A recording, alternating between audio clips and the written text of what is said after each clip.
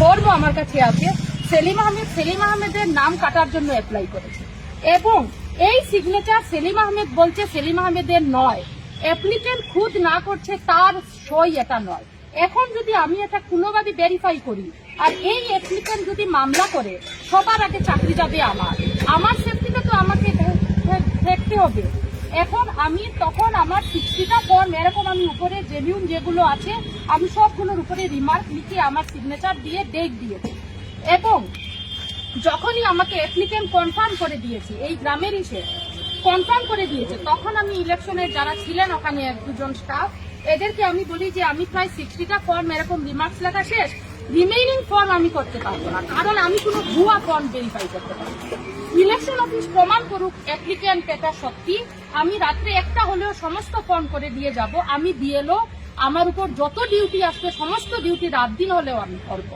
এর আগে এসআরের সময়ও আমি রাত্রে 8টা অবধি আমার গ্রামে মানুষের বাড়ি বাড়ি গিয়ে করে এনেছি এবং এই জেলাতে বোধ হয় আমাদের বিএলএ এতে যখনই কোনো কাজ যখনই যা আসছে সবার আগে আমি কমপ্লিট করি ইলেকশন অফিসে। আমার এই কাজ করতে কোনো অসুবিধা নেই, কিন্তু এমপ্লয়ি হিসাবে আমার সেফটির ব্যাপার তো আছে। এই গ্রামের স্কুলে আমি যাব, মানুষ যদি আমাকে ধরে বেঁধে রাখে, মানুষ যদি আমাকে মারে, আমার উপর যদি মামলা করা হয়, আমি তখন কি করব? তখন ইলেকশন অফিসে ফোন করলাম আমি, মানে ওদের স্টাফদের বললাম যে এই ফর্ম রিমেইনিং ফর্ম আমার পক্ষে ভুয়া ফর্ম ভেরিফাই করা অসম্ভব আমার পক্ষে।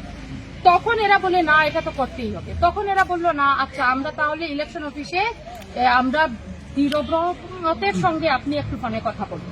হ্যাঁ, তখন আমি বললাম আচ্ছা আপনি স্পিকারে ফোন দিন, আমি কথা বলছি। উনি ইলেকশন অফিসের এমপ্লয়ি, উনি এই বিষয়গুলো অনলাইন বিষয়গুলো উনি দেখেন সম্ভবত, উনিই দেখেন। হ্যাঁ, উনি এগুলোর দায়িত্বে আমাদের যেগুলো গুগল মিট যেগুলো হয় সব উনি করান। তো তখন বীরব্রত আমাকে ফোনে বলেন আপনাকে এটা করতেই হবে, আমি তো সকালে বলে এসেছি আপনাকে যে অ্যাপ্লিকেন্ট যেই হোক, অ্যাপ্লিকেন্ট ভুয়া হোক যেই হোক, আপনি উপরে ভেরিফাই করে রেখে দিন না, এগুলো জেনুইন করে। শুধু অবজেক্টিভ দেখতে হবে, অ্যাপ্লিকেন্ট না। আপনাকে শুধু অবজেক্টিভ দেখতে হবে, অ্যাপ্লিকেন্ট নয়। আমার কাছে একটা এভিডেন্সও আছে। তো এরপরে আমি উঠে বললাম যে কি করে করবো, অ্যাপ্লিকেন্ট খুদ না করছে, কালকে যদি অ্যাপ্লিকেন্ট মামলা করে আমি বিএলও হিসাবে আমার সই থাকছে এখানে, অনলাইন করলে আমি আমার বিএলও এর থেকে আমি করছি, তো তখন তারা কোনো অবস্থায় ইয়ে করে না। তো তখন আমি বলেছি যে আমার পক্ষে অসম্ভব, আমি একটা ভুয়া ফর্ম আমি ভেরিফাই করব না। আপনারা আগে প্রমাণ করুন এটা সেলিম আহমেদই অ্যাপ্লাই করেছে, রাত্রে একটা হলেও আমি সারা রাত্রে অফিসে বসে এগুলো করে দিয়ে যাব। তখনও বীরব্রত ফোন কেটে দিয়েছেন। কেটে দেওয়ার পরে খানিকক্ষণ পরে ওদের অফিস স্টাফও কেউ রুমে ছিল না। এরপর খানিকক্ষণ পরে অফিস স্টাফ এসে বলেন আপনারা এগুলো যা হয়েছে আমাদেরকে জমা দিয়ে এগুলো করতে হবে না, আর রিমেইনিং গুলো করতে হবে না, আমাদেরকে জমা দিয়ে দিন। হ্যাঁ, তখন আমরা উঠে বললাম না আপনাদের হাতে তো আমরা জমা দেব না, আপনাদের হাতে জমা দিলে এভিডেন্স কই আমাদের, আমরা যে জমা দিয়েছি আমাদের উপর আপনারা অ্যাকশন এনে নেবেন। তো এই জন্য আমরা এটা ইলেকশন অফিসে গিয়ে আমরা জমা দেব, ইলেকশন অফিসের অথরিটির কাছে আমাদের বিষয়গুলো বলে। এবং 2 নম্বর আরেকটা বিষয় হলো আমরা মহিলা এমপ্লয়ি, মহিলাদের শারীরিক হাজার রকমের সমস্যা থাকে। সকাল থেকে আমাদের জেলা গ্রন্থাগারের একটা রুমে কোনো টেবিল নেই, চেয়ারের মধ্যে কুকুরে বসে এতগুলো ফর্মের সঙ্গে মিলানোর জন্য ফাইল সঙ্গে statement, date list, shifted list সব চেয়ারের উপরে রেখে বসে উবু হয়ে আমরা সকাল থেকে 11টার সময় আমরা উঠেছি, 11টার সময় আমরা এসেছি জেলা গ্রন্থাগারে। আর এখন হলো গিয়ে আপনারা দেখুন এত সময় ধরে একটা ফোঁটা জল না, একটা ফোঁটা চা না, আমরা যে এই কাগজগুলো রেখে বেরিয়ে গিয়ে একটা চা খাবো সেই সুযোগও আমরা নেই। তো এটাই অনুরোধ ইলেকশন কমিশনের কাছে যে তাদের যে এমপ্লয়িরা আছে, যে ফিল্ড লেভেল ওয়ার্কার বিএলওরা আছে, এরা এদের স্কুল ডিউটি ছেড়ে অনেক সমস্যা করে এইগুলো কাজ করছে, অন্তত এদের একটা হেলদি ওয়ার্ক এনভায়রনমেন্ট হোক দেওয়া। যে আজকে যদি একটা চেয়ার টেবিল থাকতো আমাদের হয়তো শারীরিকভাবে এই অসুবিধাগুলো হতো না। আজকে যদি এইরকম ভুয়া অ্যাপ্লিকেশন ফর্ম অ্যাপ্লিকেন্ট না করছে তাহলে তো ভুয়াই এটা। এগুলো যদি আমাদের কাছে না আসে, আমরা যদি ভেরিফাই না করি, আমাদের লাইফ রিস্কও আসে না। একটা ডিপার্টমেন্টের এমপ্লয়ীদের সুরক্ষা ডিপার্টমেন্ট দেখবে, এমপ্লয়ীদের ফিজিক্যাল হ্যারাসমেন্ট হোক আর তার যে কোনো রকমের সেফটি সেই ডিপার্টমেন্ট দেখবে। এখন আমরা যে ডিপার্টমেন্টের হয়ে কাজ করছি সেই রাত দিন এক করে আমরা গ্রামে, আমাদের সকলেরই শহরে ঘর, অথচ আমাদের স্কুল গ্রামে, সেই গ্রামের স্কুলে আমাদের স্কুলের বিএলও আমরা এলাকা। তো আজকে যখন বিএলওরা এত রাত দিন এক করে সমস্ত কাজ করছে, সমস্ত ফিল্ড ওয়ার্ক করছে, এদের তো একটু তো মানুষের সমান মানে সম্মানের প্রয়োজন নেই, একটু সুবিধাটুকু দেওয়া তো উচিত। বিষয় হলো মানে আপনাদেরকে ইনভাইটেশন দেওয়া হয় ট্রেনিং এর জন্য, হ্যাঁ হ্যাঁ আমাদের কাছে হ্যাঁ আগে দেওয়া হয় ট্রেনিং এর জন্য, কিন্তু এখানে আনার পর কি করা হয় সেই বিষয়টা আমার এখানে আনার পরে আমাদের ট্রেনিং হয় কোন একজনের ট্রেনিং হয় না, আমাদেরকে ফর্ম হয় দেওয়া। ম্যাডাম একটা প্রশ্ন হইল গিয়া যে আপনারা যে ফর্মগুলা যে আপনারা অবজেকশন আইছে এগুলো সব কিটা মাইনরিটি মানুষ নেই না অন্য মানুষও আছে এখানে? এখন দেখুন মাইনরিটি মানে রিলিজিয়াস মাইনরিটি নেই ইত্যাদি বিষয়ে আমি যাবই না। এখন এখানে এপিক নাম্বার আছে, ভোটারদের নাম আছে। একজন আমাদের নিয়ম কি হলো, আমাদের আইন কি বলে, ইলেকশন কমিশন কি বলে, যে একজনও জেনিউন ভোটারের নাম বাদ যাবে না, আর একজনও যে জেনিউন নয় তার নাম ইনক্লুড হবে না। এখন আমাদেরকে যে ফর্ম দেওয়া হয়, কোইন্সিডেন্টলি প্রত্যেকজন মানুষ জেনিউন ভোটার। সে ছেলে হতে পারে, মেয়ে হতে পারে, মুসলিম হতে পারে, থার্ড জেন্ডার হতে পারে, যে কেউ হতে পারে, কিন্তু সমস্ত মানুষ জেনিউন ভোটার এই অর্থে যে হাউস টু হাউস ভেরিফিকেশনে যাওয়ার পর যে স্টেটমেন্ট আমাদের দেওয়া হয়েছিল, তাদের হোল্ডিং নাম্বার আর নামের এগেইনস্টে তাদের সিগনেচার আছে। সিগনেচার আছে মানে এই মানুষ এই গ্রামে এই ঘরে এই হোল্ডিং নাম্বারে আছে।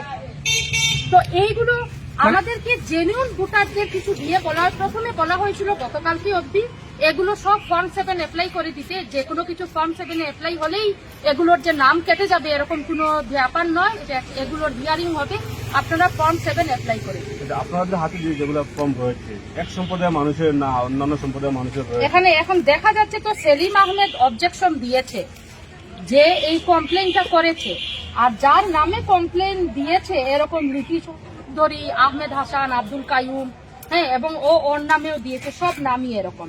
আচ্ছা, এবং যে ম্যাডাম সেও সেলিম আহমেদ।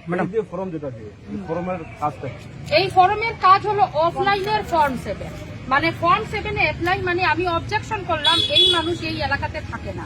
এখন এটার কাজ হলো গিয়ে ভেরিফাই করা, এবং ভেরিফাই করে যেটা ঠিক এটা অ্যাপ্লাই করা। কিন্তু এখন বড় বিষয়টা যেটা হলো, সব থেকে সন্দেহ আমাদের যেটাতে লিখেছে যে আমাদের এই একজন মানুষ 133টা ফর্ম অ্যাপ্লাই করছে এবং সে বলছে ওটা সে অ্যাপ্লাই করেই, একজন মানুষ 133 ফর্ম অ্যাপ্লাই মানে আপনাদের হিসাবে সব জেনুইন মানুষ, মানে আমাদের হিসাবে নয়, অ্যাকর্ডিং টু কাগজ, অ্যাকর্ডিং টু ইলেকশন কমিশনের 2002 এর লিস্ট, সমস্ত লিস্ট, খসড়া লিস্ট, এবং হাউস টু হাউস ভেরিফিকেশনের সময়ে যে স্টেটমেন্ট আমাদেরকে দেওয়া হয়েছিল, যেখানে মানুষের সিগনেচার আমরা এনেছি, সেখানেও মানুষের সই দেওয়া। যারা মৃত ওদের আন্ডারে, সাপোজ ধরুন আমার বাবা মৃত, এখন আমার ঘরে বিয়লে আসার পর আমার বাবার নাম কাটানোর পর মৃত এখানে লেখা হয়েছে, এবং এটা মৃত আইডেন্টিফাই করে আমি এখানে সিগনেচার দিয়েছি। শিফটের যারা বিয়ের পরে চলে গেছে হাজবেন্ডের বাড়ি, এগুলো এরকম হয়েছে। আচ্ছা ম্যাডাম, ফর্মের মধ্যে আপনার কমপ্লেইনার একজন নাকি? কমপ্লেইনার একজন। ওই এই কোশ্চেনটা তো ম্যাটার। কমপ্লেইনার বলছে সে কমপ্লেইন করেনি, এখন এ বলছে মামলা করে। ম্যাডাম, গতকালকে বিভিন্ন পলিটিক্যাল পার্টি ডিসি মহোদয়ের কাছে এই বস্তুটার উপরে নিয়ে প্রশ্ন উঠাইছে। তাই কোশ্চেন যে এই কথাটা এই ধরনের বুয়া, যদি কোনো বিএলও এই ধরনের প্রমাণ সহ দিতে পারেন তাহলে তাই অন স্পট অ্যাকশন লইবা ডিসি মহোদয়। আজকে আমরা এক মিনিট আমার ভোটারের দায়িত্ব আমার, কারণ আমি এদের বাড়ি বাড়ি গিয়ে হাউস টু হাউস ভেরিফিকেশন করতে এসেছি। আমার ভোটারের যতটা ফর্ম এখানে আছে প্রত্যেকটা ভোটার হলো গিয়ে জেনিউন ভোটার, এবং যে অ্যাপ্লিকেন্ট সেলিম আহমেদ, আপনারা এখন সেলিম আহমেদকে ফোন করুন, ও অ্যাপ্লাই করেনি, ও বলছে আমাকে হুমকি দিচ্ছে, আমাকে আমার উপর, ও ম্যাডামের নাই স্যারেরও সেম ইস্যু, এফআইআর দেবে, মামলা করবে আমার উপরে।